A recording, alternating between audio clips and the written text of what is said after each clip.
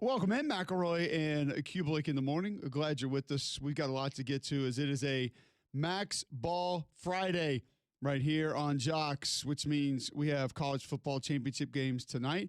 We have college football championship games tomorrow, and we're going to dive into each and every one of them.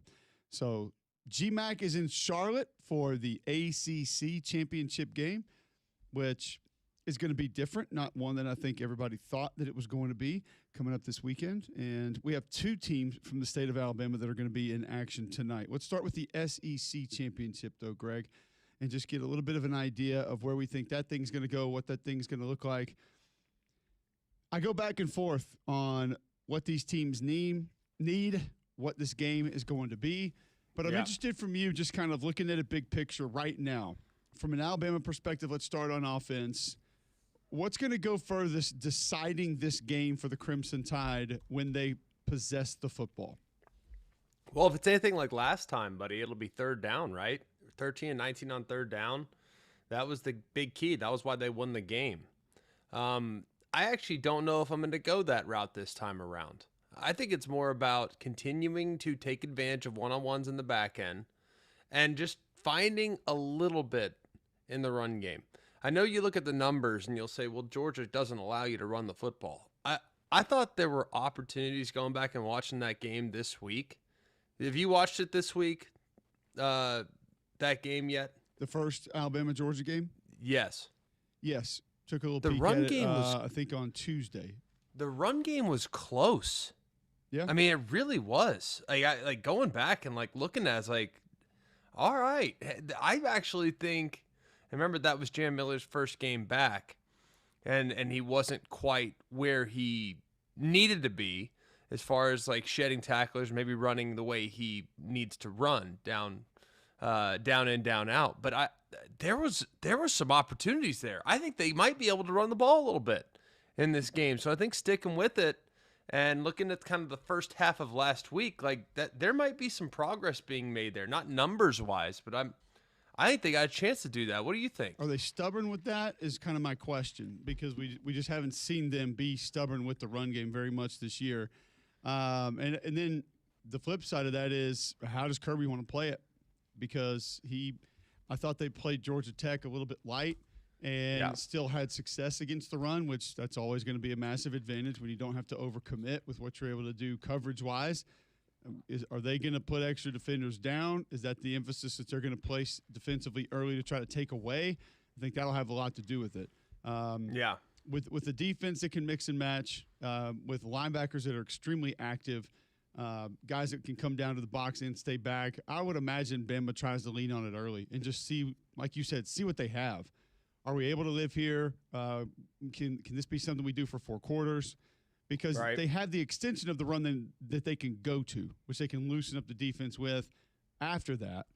Right. But so much that's going to be dictated on Kirby. And I don't know if they get the same looks defensively as they got last time. I think he does try to take that away.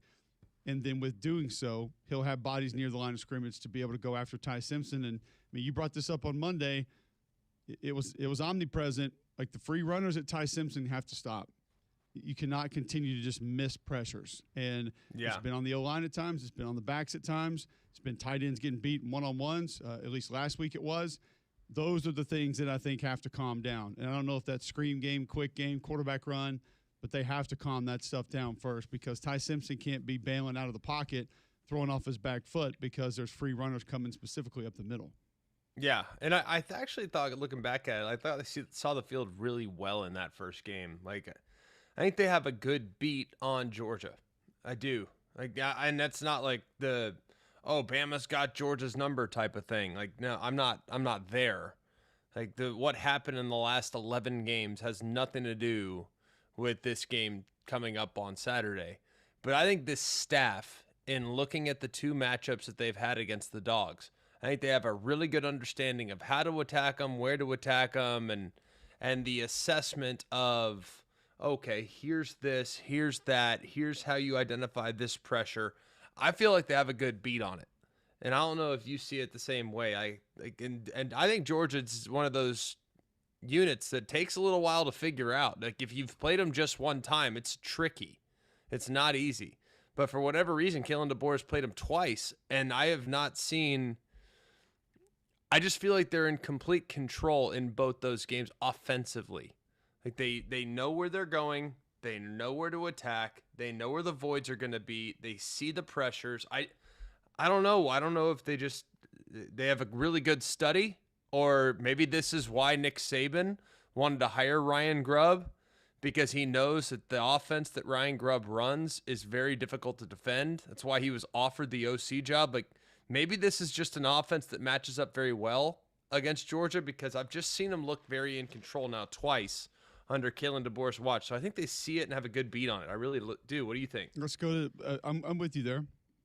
And I'm beginning to feel more and more on both sides like this game, a lot of it's going to come down to these offensive lines, because we've seen them both be great at times. We've seen them both be very average at times. Georgia's group has grown up throughout the course of the year. Felt like it was going to be a little bit of a liability early. Now, I think specifically with some of the pin and pull stuff, they get out on the perimeter. They're great in the screen game as well.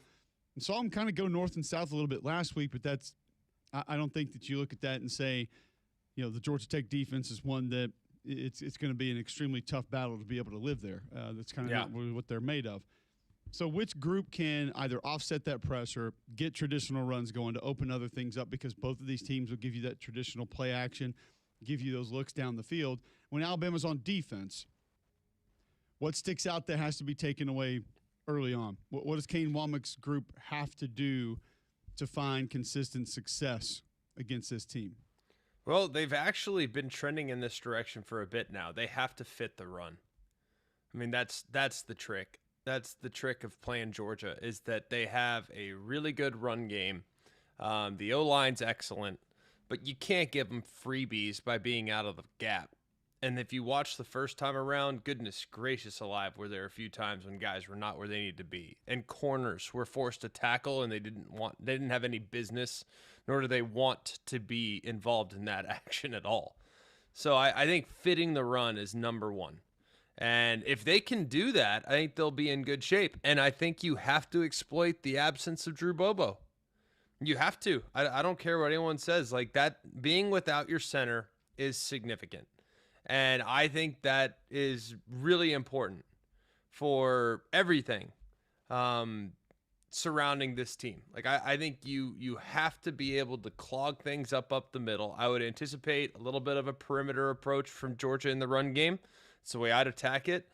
Some wide zone stuff. That's how I'd attack it. Some gap trap, pin and pull stuff where you get two guys out, but I think it's a perimeter run game, edge run game, make the corners tackle. That's what I'd do if I were Georgia, which is great.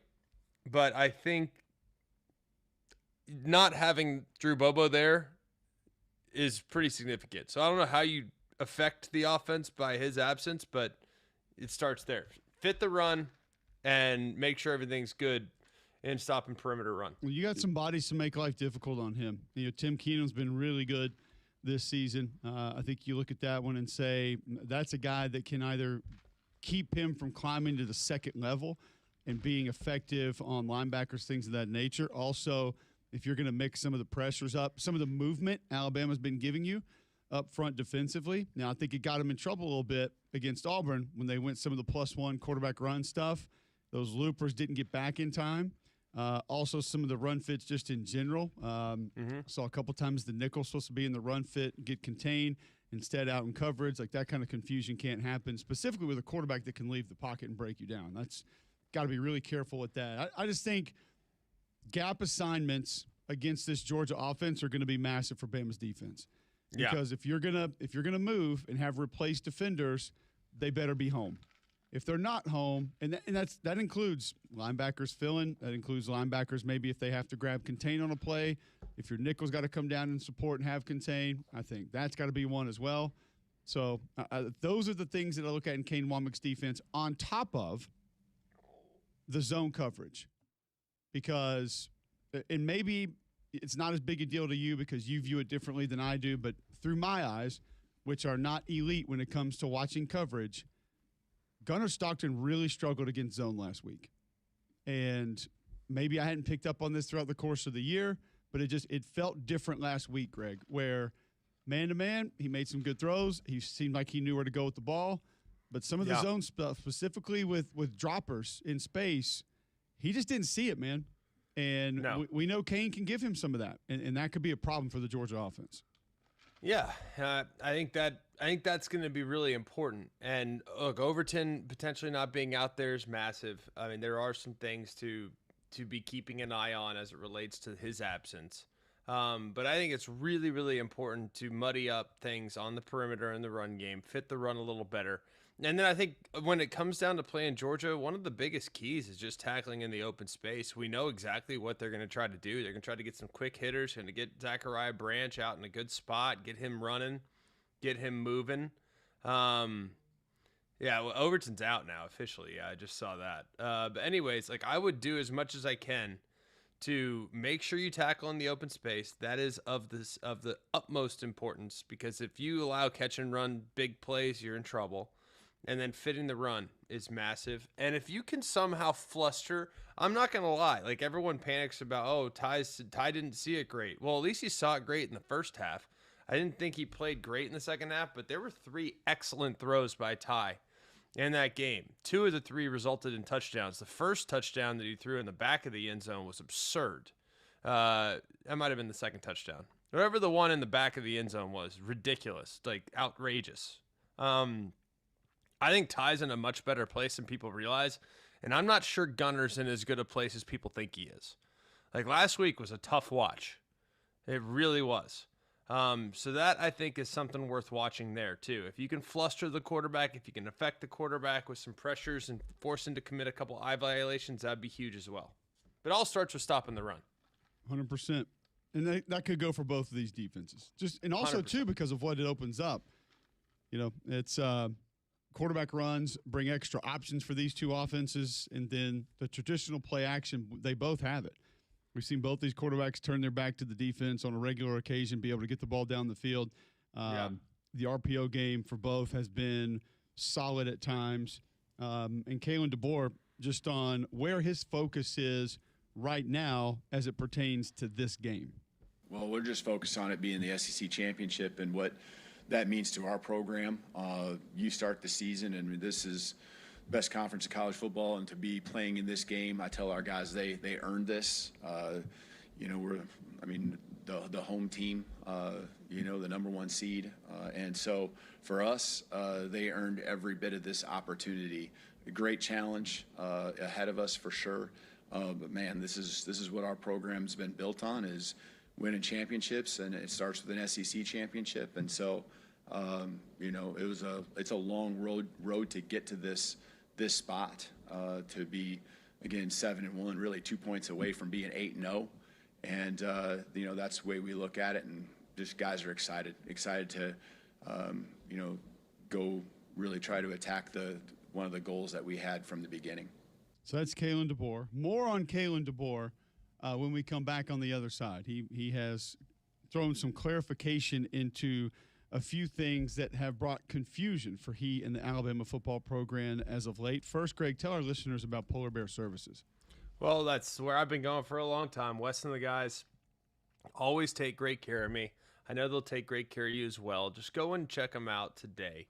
And they can do so many things around the house. That's what I love about dealing with Polar Bear Services. It's like if I have an issue with my electrical, I call them. If I have an issue with my plumbing, I call them. If I have an issue with my HVAC system, I call them, but I don't often have those because I get multiple 2 checkups a year, whole home checkups from Polar Bear Services. They're the independent trained dealer. So I've been using them forever. I know you guys will love them.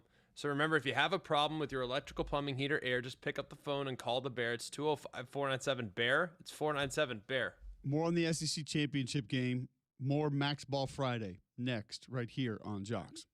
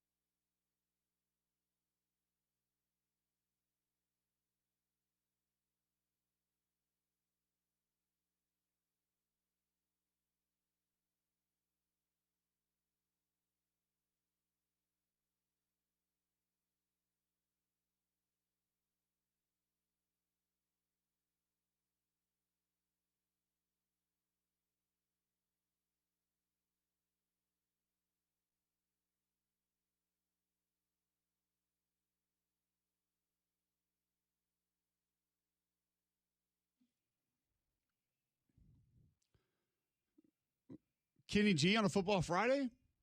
That's a midnight, but close enough. Feels 80s-ish. Okay. E or no? No, sort of. It's the same vibe. It's definitely the vibes of Kenny G. With a hint of Miami Vice. A little bit, yeah. I'll give you that.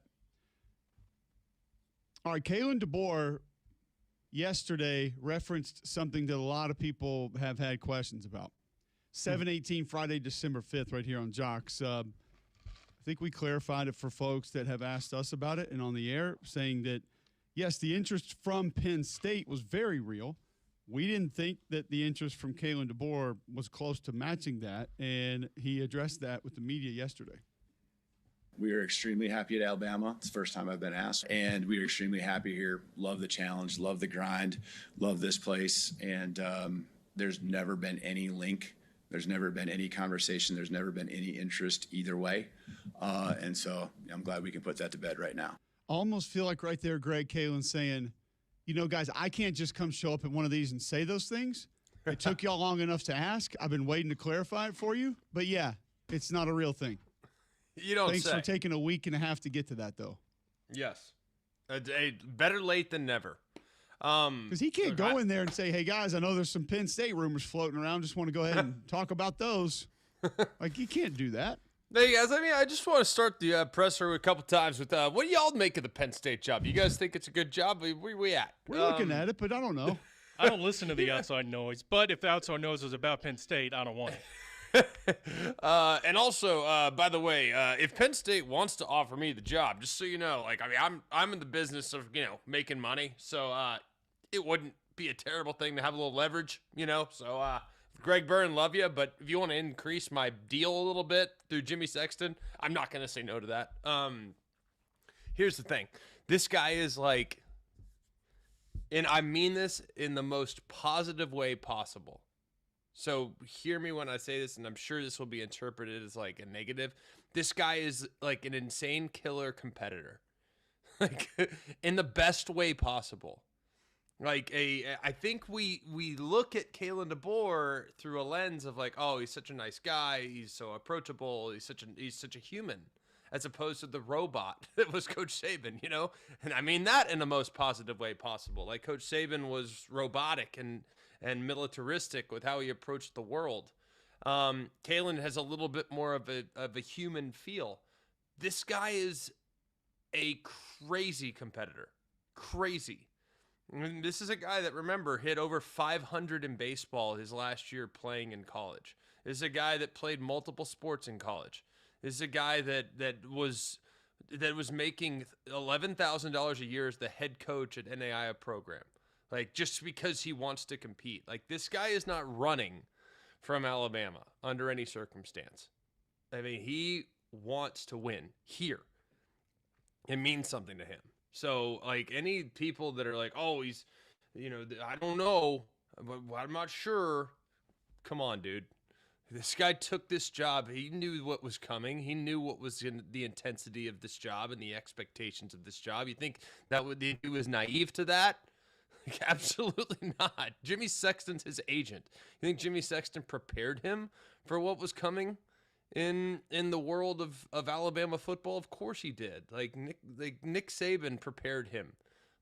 He's not running from this thing. Like, he's going to be here until he gets it right. That's for sure. I can promise you that. And they've taken huge strides this year in a lot of ways. From a consistency standpoint, they've taken huge strides. And he just landed a top 5 recruiting class with 20 guys, I might add, when some of the others in the top 5 are sitting around 34 guys. Like, it's about to get going in Tuscaloosa, and he's not going to run away from that opportunity. So I'm excited for him, and I'm glad that I just want people to know what his makeup is, because what you see as a smiling, friendly, approachable guy, there's a killer inside there that you don't see, Cole, and you've been around him enough. Have you seen that side of him as well? Absolutely. Well, I had him the week after they lost the opener bad.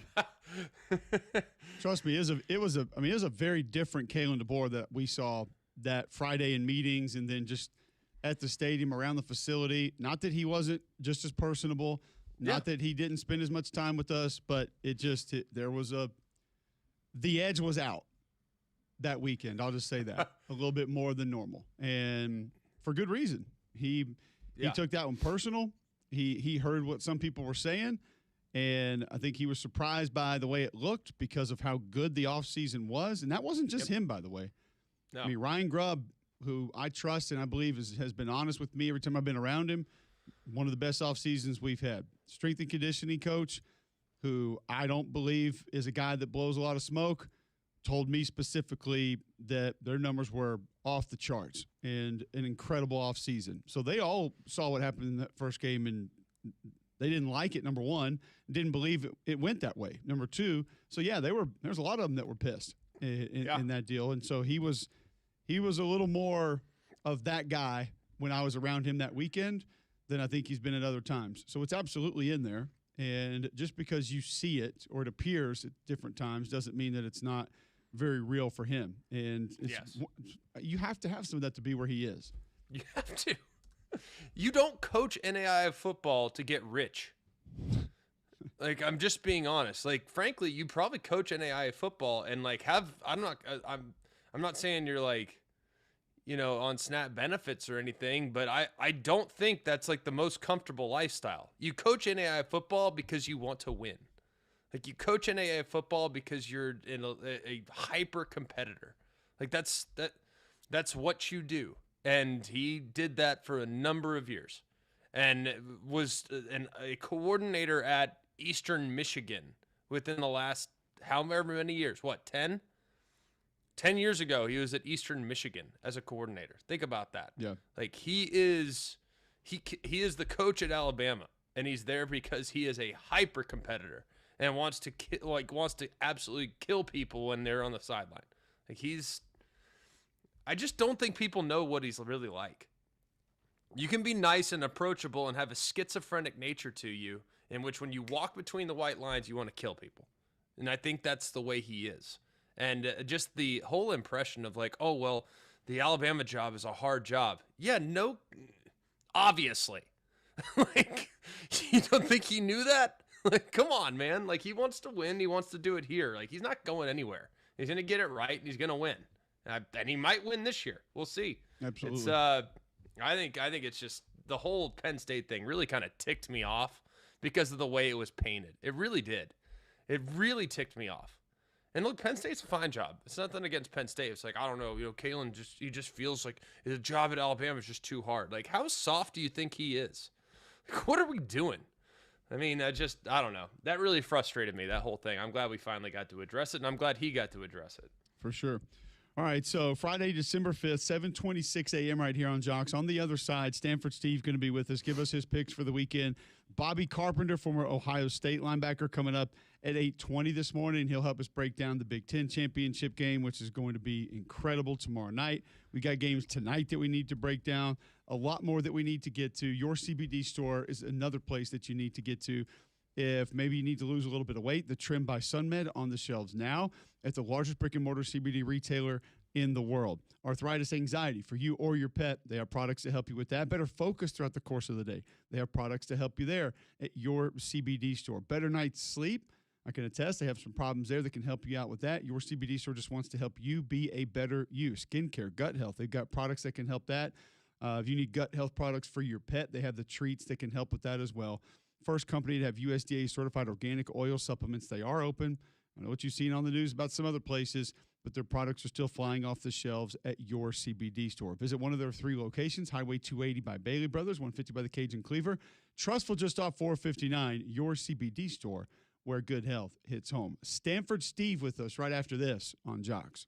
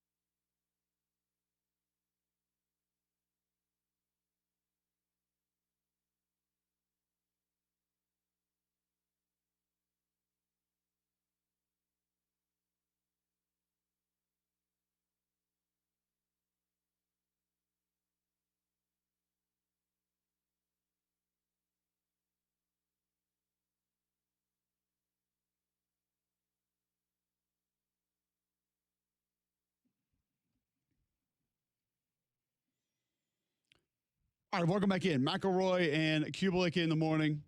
Appreciate you guys being with us. 7:30 Friday, December 5th. Championship games start tonight. We'll preview them all with Stanford Steve coming up next. And G-Mac, he joins us each and every week by our friends at Atlas Senior Living. Yeah, and Atlas Senior Living, ATLAS, seniorliving.com. They're so great, and we have really enjoyed the relationship that we've created. They've helped us out on the show, but they always sponsor our segment with Stanford Steve. If you go to atlasseniorliving.com right now, you can join the football pick'em contest, and that will get you $150 Amazon gift card if you pick enough winners. And we want to give a shout out to the Atlas Public winner, Danielle Garton. And we also want to give a shout out to the Atlas resident winner, Fred Daly from the Goldton at St. Pete in St. Petersburg, Florida. The Goldton, by the way, they win every week, so they must have some sharps down there in St. Pete, that's for sure. Atlas Senior Lives, a premier senior housing company currently serving residents and families in 41 communities across the United States. So please visit atlasseniorliving.com to find a community near you. Stanford, how are you, my friend? Great, boys. How are we doing on this lovely Friday? Oh, just celebrating the Tavita Pritchard hired. That's what we're doing. We're fired up about Tavita getting back to Palo Alto on the farm and getting it done, getting that thing flipped. Should be a very exciting time.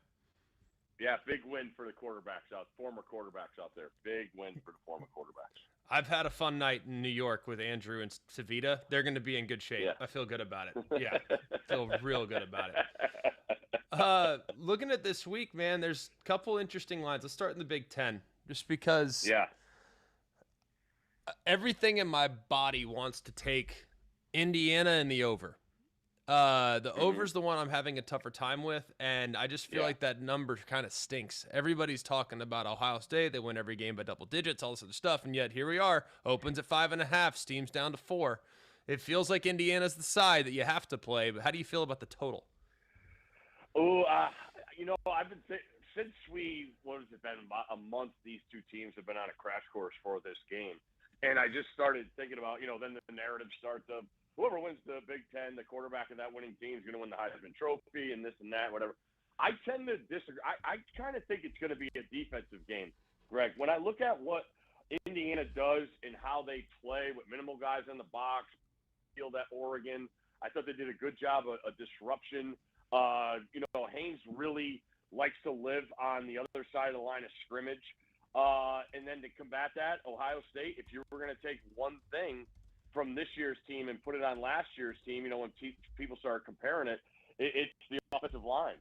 Watching that in person in the cold at Michigan last week, I thought they were really impressive.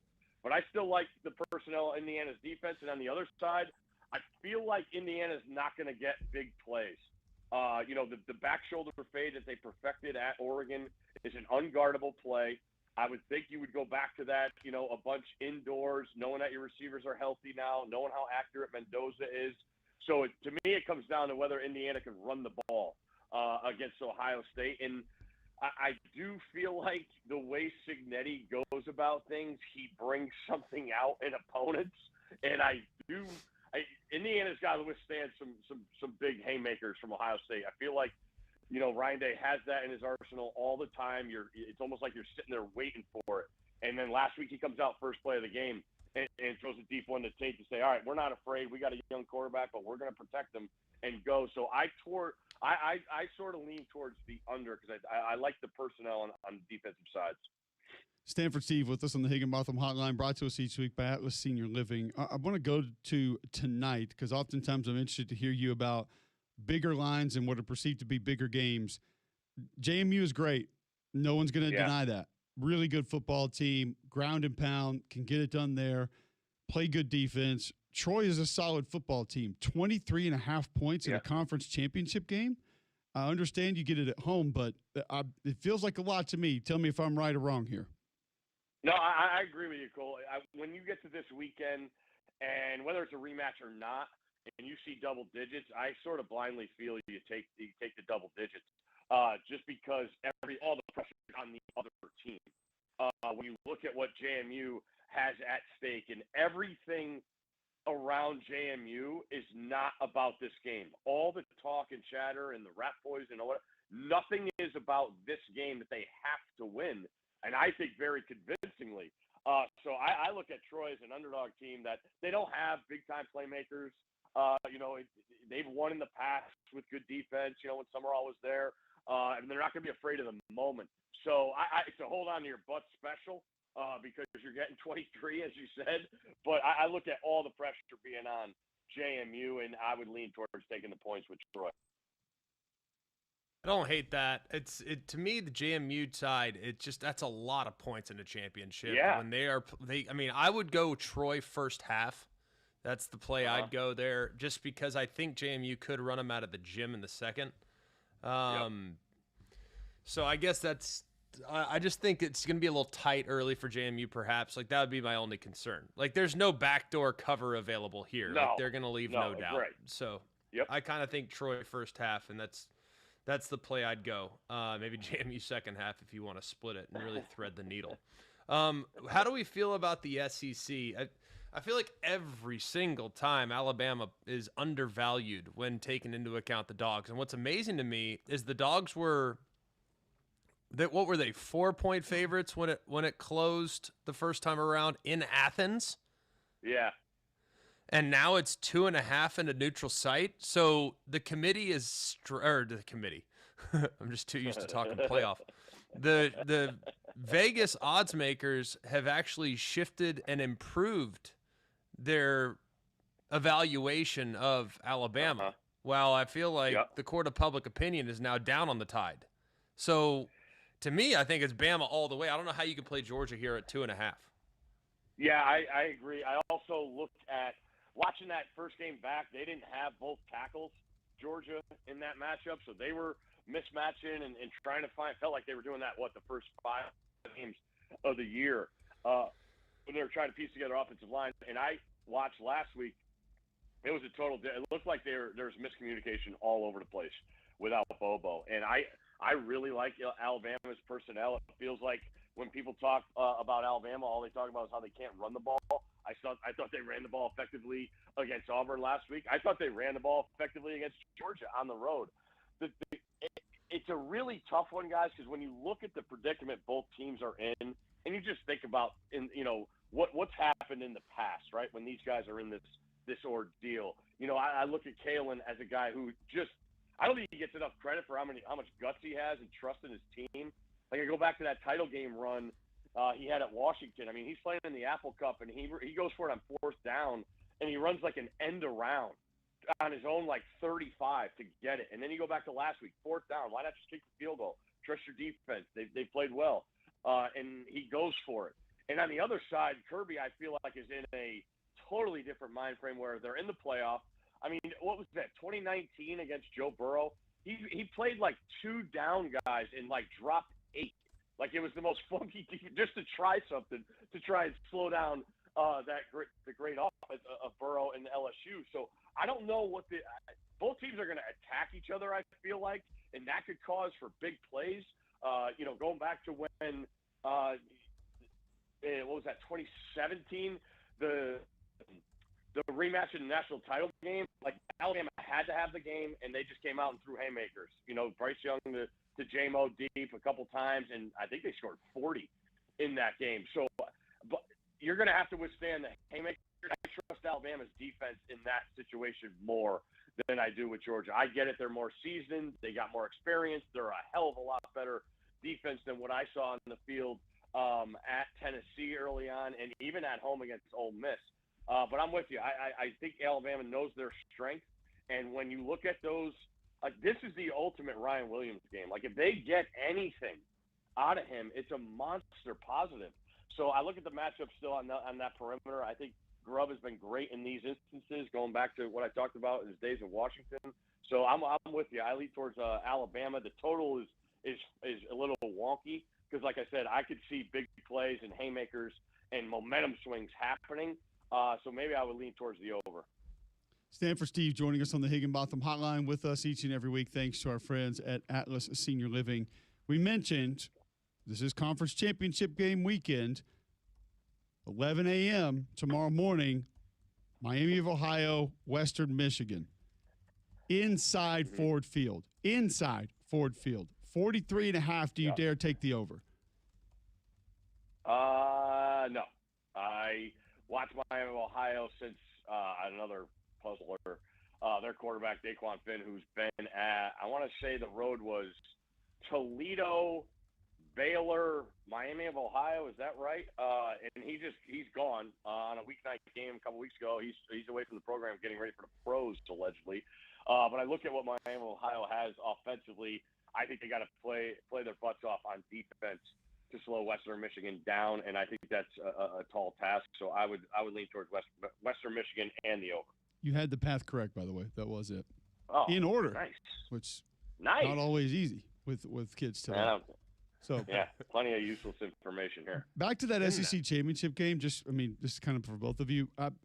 I look at that about where it should be, both from the total and the line. I stay away from that one. I don't know about you guys. Yeah, it's a tricky deal. I don't believe the idea that Alabama is out with a loss either. But there's a sense of comfortableness that both coaches, I believe, have in their team. And everybody's going to talk about Kirby's lack of success against Alabama. I still really think he feels good about this team and what they're capable of. So it's a dangerous game to wager on to me. I don't see a day like when in doubt, take the underdog, and that's what I would say here. But I mean, high level, it's always great atmosphere. Obviously, the energy is not going to be a problem in the building. But yeah, it's a tough one to predict, knowing that it's a rematch, and knowing that both coaches aren't afraid of the moment. Yeah. I don't know. I think it's going to be awesome. I can't wait for that game. I love the SEC championship. You can tell me how much it doesn't matter anymore. You could, kick all the rocks.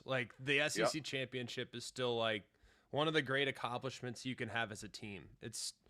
There have been times when it's harder to win the SEC than it is to win the national championship. So I think this year might be one of those times. I don't know if it's such a deep league. How do we feel about some player props? Are you on any player props this weekend? Is there anything that for example, a Ryan Williams catch over to me would be intriguing, because everyone's like, what's wrong with Ryan Williams? Where did he go? I don't even know what it's at. I'm sure it's not even out yet, but what would be an appropriate number that you would start to look at and consider Ryan Williams? I would guess it's going to be around the 50s, 45, 50, just knowing that he's been a zero, as far as in even parts of the game plan, right? I mean, and that's why I just keep looking at this matchup. It's been plenty of receivers that have had success against Georgia. It seems like they really struggle, with ball play in the secondary. When that ball's in the air, the receiver seems to always have the advantage, and they struggle with that. So, yeah, I'm not great at this, but knowing that he hasn't been a factor, knowing that you still have a monster upside, and the other problem, the majority of the time when he's played has been drops. So there's a trust deal there. It sounds like there's a maturity thing. So I would, like I said all week, this is the Ryan Williams game. If they get anything out of him, they're going to win, because they're going to be able to move the sticks and keep the ball away from Gunnar Stockton. So I would lean towards the over, whether it's, probably all the way up to 60, 65 I would go to, because I would have to think whatever Georgia does defensively, matchup-wise, he's going to still have the advantage because of his skill and his route running. Don't think there's any doubt about it. Steve, always appreciate the time, man. Enjoy the weekend. We appreciate you. Great insight. And folks can catch you tomorrow morning on game day. Look forward to catching up next week. I appreciate you guys. Watch out for Boise tonight, too. I like Boise. Oh, there we go. A little bonus. Do you like a rushing prop on Boise team rushing total? I just look at Dylan Riley. He ran for over 200 the first time. UNLV is not great against the run, I will put it that way. And I looked at Boise at home, comfortable again, and running the football. So I look at that. Dylan Riley over rush yards. There we go. I think UNLV goes and busts him tonight. Dan Mullen, you can't pick against him in a championship game. I mean, what's his record in championships? 0-1. I mean, he's due. I just hope somebody tells him how to wear a wool hat. He struggled to put the wool hat on the right way with the headset. That's what he needs help with. Somebody's got to help him out there. I love it. Good stuff, buddy. And as always, Stanford Steve is brought to us by our friends at Atlas Senior Living. Atlas Senior Living is the senior housing community. There's communities, 41 of them, all across the Southeast. They're terrific. They take care of your family like it's their family. And you can go and learn more at atlasseniorliving.com. Steve, good stuff. Cole, is there anything that jumps out to you from a line perspective this weekend? Like I said, Troy tonight I really like because I just think 23.5 is too much in a conference championship game for a team that, number one, has experienced quarterback play, and number two, has been pretty good against the run. I know that's what JMU does best, but I just feel like that's too much. You know, the feeling out process a lot of times in these games. It's going to be 28 degrees as well. Tells me probably not going to get a ton of pitching the ball around from either team. So I think it's too much for JMU. I can't touch the SEC championship game. There's just not a part of it that I look at and say, yes, I really like that. Could see Alabama winning. Could see Georgia winning. I don't feel like there's going to be an exorbitant amount of points, but I don't feel like it's going to be 10-3. So I just feel like that one's about where it should be. Don't feel great about it either way. And I understand no Daquan Finn, but 43.5 is super low for a MAC title game indoors. MAC title game indoors. Take the over on Miami and Western Michigan tonight. I would go, or excuse me, tomorrow morning. I would go for that one as well. Those are a couple that stick out to me. I mean, I think with Indiana, you're getting 4 points. You feel pretty good about that. I just think Indiana's a great football team. I think Ohio State's a great football team. And that one will probably come down to who cuts it loose early and most often, because I don't like the over in that game, but I like Indiana getting 4 points. Those are kind of so far what sticks out to me this weekend. I like those. I can be on. You can talk me into those. One, I kind of like Tulane tonight. Tulane's defense. I love the over in that game. Like 66.5 is like an insane number. It's a lot. But honestly, like I don't see either defense getting many stops. I really don't. Like I think Tulane wants to take the air out of the football with their quarterback run game. I think they could. You know, Makers put it in the air. Oh gosh, they're gonna. I mean, both teams will score. I mean, Tulane's defense is in the hundreds, and North Texas's offense will fill it up for sure. So I think that'll be a real high scoring game. Like I said, I would not play Troy overall, but I do like Troy in the first half. That one makes some sense to me. And then the Boise game, like I feel like everybody's on Boise, which I get, and I lean that way for sure. UNLV gave up 300 plus on the ground, I think, last time they played against Boise, which is concerning. And I'm not sure UNLV. If you're getting gashed for 300 on the ground, like your adjustments allow you to improve by what, 100 yards? You're still getting gashed by 200 on the ground.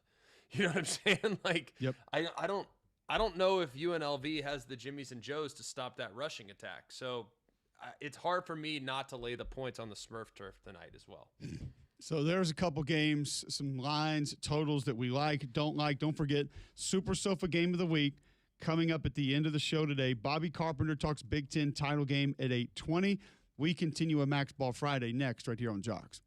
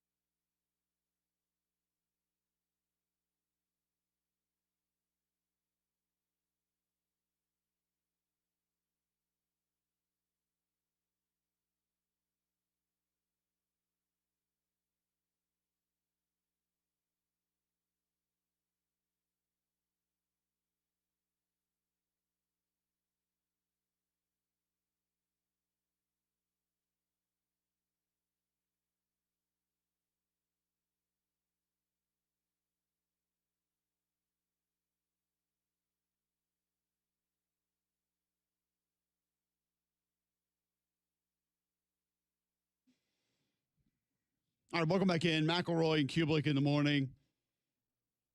It is a Max Ball Friday. A lot of games to get to. Tonight, you got the Sun Belt Championship game, 6 p.m. on ESPN, 8-4 Troy, 11-1 JMU. We spent some time on that one in our previous segment. Also, 6 o'clock tonight, CBS Sports Network, the CUSA Championship game, 9-3 Kennesaw State at 8-4 Jacksonville State. So 2 Alabama teams getting going tonight. And then obviously the Crimson Tide will be in the SEC Championship game tomorrow night. 7 o'clock on ABC, the American Championship game tonight, 11-1 North Texas, 10-2 Tulane. Both these coaches will be moving on to Oklahoma State and Florida. Offense should be at a premium, as Greg stated in our last segment. Can you find stops? Both teams. Now, Tulane, as you said, maybe a little more adept to be unable to slow this game down some. How advantageous will that be against a team that is going to score, bottom line? Like, I don't care who you are. North Texas is going to get some points. They're going to get some yards. And the Messamaker story is incredible. If you hadn't heard it, we had him in the bowl game last year. This kid did not start a game in high school as a quarterback. Did not start a single game in high school as a quarterback. Is that a prereq or something? Like, why is that a big deal? It usually works in your advantage. There are times it works in your advantage. And he currently leads the nation in passing yards, 3,835. Leads the nation in passing yards. He is tied for 4th in touchdown passes with 29, just 4 interceptions on the season.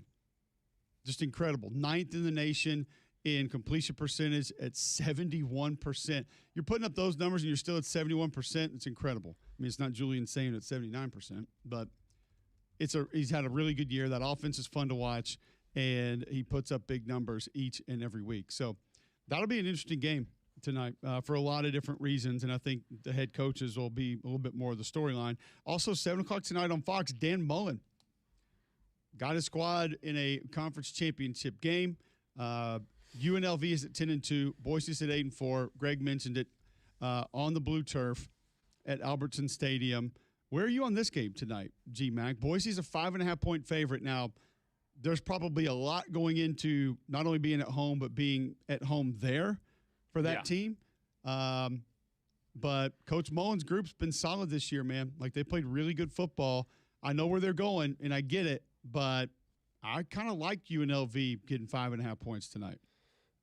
Here's my thing with that game. Like, first of all, can Florida go on the road and play in cold weather? Oh, I mean UNLV. Sorry. Dude, going to play in what might be frigid temperatures is a concern for any warm weather team. Is it not? Yes. Like, don't get me wrong. Like, I don't think they're going to show up, look at the turf, and be like, oh, no, we can't play. Like, no, I just think the cold is an issue. There is a question about Maddox Madsen, the starting quarterback of Boise, whether he goes or not. If he goes, that's important. He went for over 250 the last time they played. The other thing is, I don't know if UNLV can stop the run. I mean, when you look at the Rebels' defense, they give up about 175 on the game. That's not good. And Boise State last time rushed for 294. That's a concern as well. So I just don't know if UNLV can get enough stops. They're going to have to score with them, and I think that could be a little tricky. Absolutely. All right, so more of a Max Ball Friday coming up next right here on Jocks.